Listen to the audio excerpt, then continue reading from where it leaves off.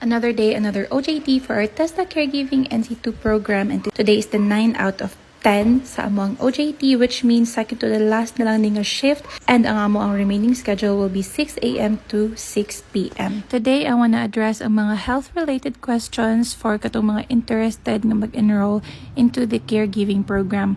First kay, if buntis, unfortunately, dili allowed sa facility kung asa mi nag-OJT og sa hospital pod where we will be doing our OJT, dili sila mosugot nga naay buntis because risky siya for both the mom and the baby, kay there are a lot of physically tolling na murag hago kayo ng mga activities.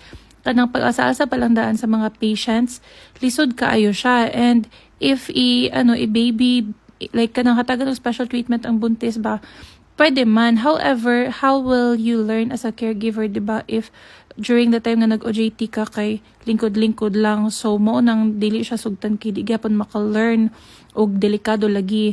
The second thing is for katong na cesarean a few years ago, na ay physical examination before maka-OJT because you need to be physically fit to work. So I suggest nga magpa-check up na sa mo sa inyong doktor daan before enrolling. So kata lang.